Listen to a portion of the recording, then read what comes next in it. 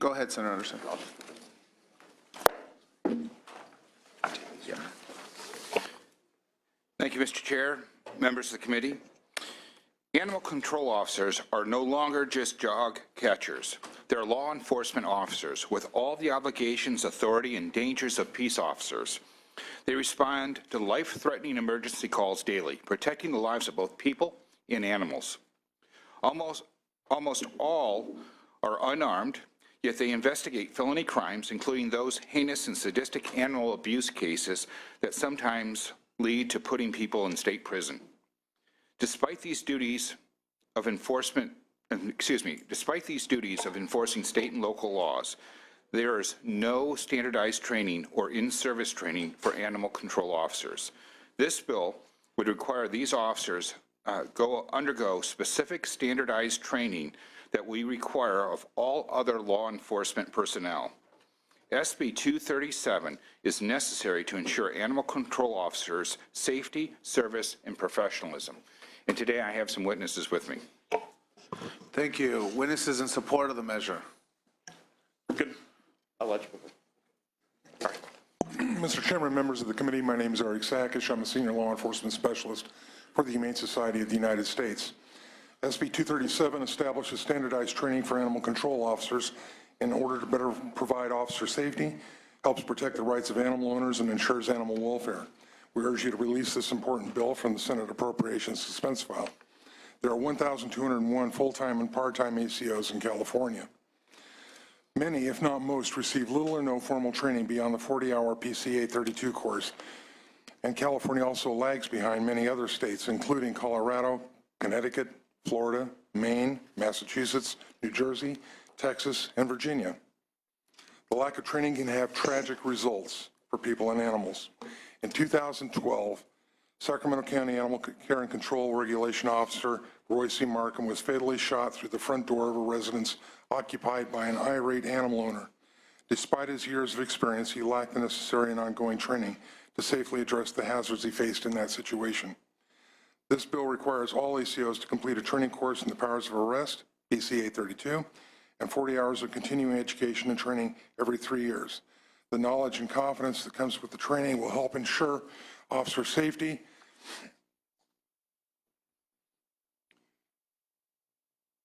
It will help reduce inadvertent abuse of authority and increase appropriate protection of animals and people. Thank you. Next witness. Harold Holmes. I'm a retired chief of police and attorney and currently a deputy director for a large county animal control agency here in California. I'm here representing a sponsor, not the county that I work for. In order to safely and effectively perform the duties and serve the public and animals, animal control officers need to be adequately trained. They're the only branch of law enforcement that does not currently have an in-service training requirement. This bill would apply only to those non-peace officer animal control officers. It would not apply to those who are police officers or deputy sheriffs who perform the animal control function, and it would not apply to humane officers who are regulated under the Corporations Code and have this exact same in-service training standard. There is more than enough free training available currently to meet the standards of this bill. It's available to any officer without having to incur costs for travel. We crafted this bill in such a way as to keep costs down. There is no oversight or reporting requirement. The cost of the training primarily consists of the time the officers spend in training, which is only 0.6% of the sworn officer budget for any animal control agency. Animal control is mandated by the state to ensure that dog owners comply with dog licensing requirements. Yet the compliance rate for dog licensing across the state as an average is estimated to be about 22%.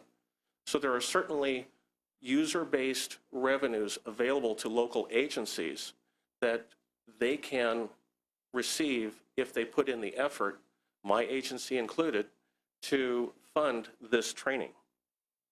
Also, if an agency wanted to pursue other forms of revenue, they can, under current state law, institute a program for administrative citations as opposed to criminal citations for many minor offenses.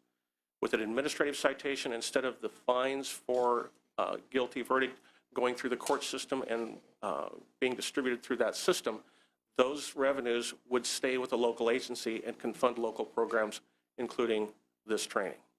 Thank you. Thank you. Any other witnesses in support? Welcome. I'm here for the Roy Malcolm Foundation. When my son was an animal control officer, he never received the training he should have gotten or the ongoing training. And I believe if he had the training, he would be here today. Thank you. Thank you for being here. Any additional witnesses in support of the measure? Yes, Go sir. ahead. Mr. Chair, committee members, my name is Dan Torres. I'm a retired sergeant with the Sacramento Police Department, and I retired after 32 years of service. After my retirement, I took on the job as Chief Animal Control Officer, and I recently retired after 7 years of service.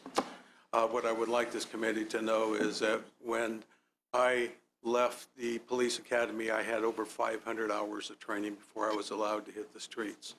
When I took on the Animal Control Department, I noticed that 3/4 of my agents had very, very little training and should have not been dealing with the situations and the people that they were handling.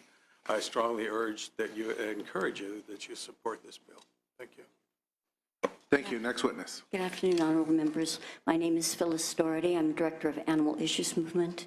I also have worked as an animal control officer in another state, and I've been on Los Angeles County Animal Care Foundation Board for over 7 years, so I'm intimately familiar with how animal control is conducted in the state.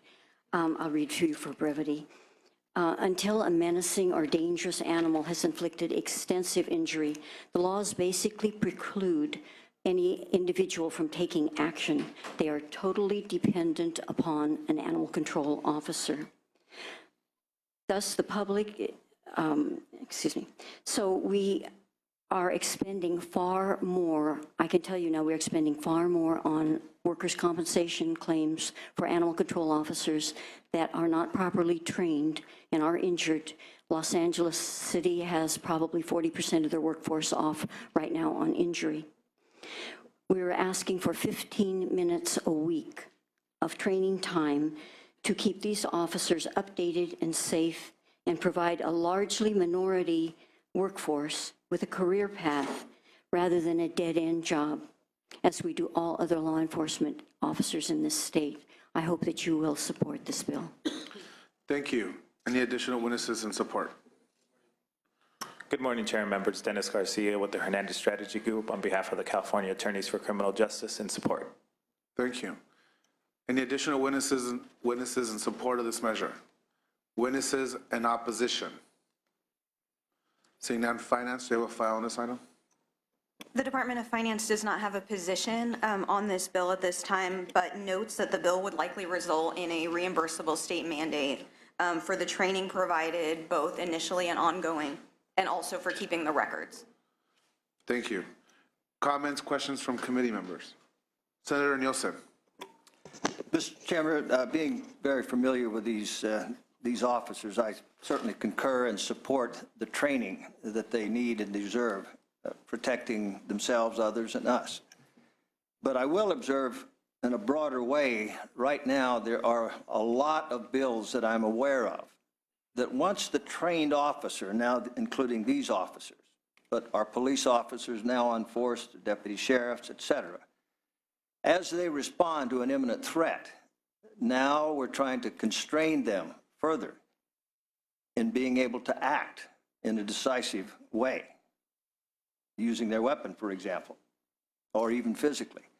So as we do these other bills that are going to come down the pike this year, I ask us to be wary if we're going to want to protect those very law enforcement officers that we're trying to say we respect here now. We cannot impair them any further than we already have. Thank you, Senator Nielsen. Any additional comments or questions on this item? This is a candidate for suspense. Senator Anderson, would you like to briefly close?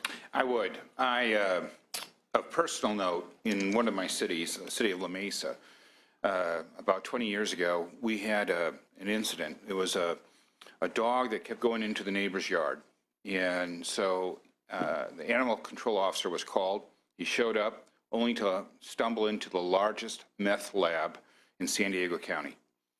For two blocks around the lab, while they were assembling it, they had people evacuated for fear of it exploding.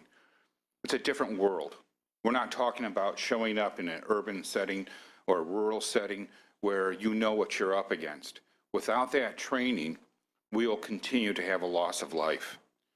I believe the liability of not acting and the possible lawsuits and the loss of life outweigh the cost of this bill. And we'd like to work with the chair and the committee, looking at all the different avenues. But as you heard from our witness, there are plenty of things that the counties can do right now to help fund this training.